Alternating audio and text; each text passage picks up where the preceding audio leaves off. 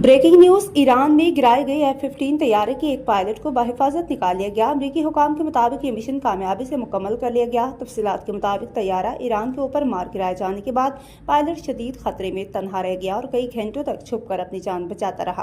बिलाखिर इसने हंगामी ट्रांसपोंडर फाल किया और इसका पहला पैगाम था, खुदा अच्छा है।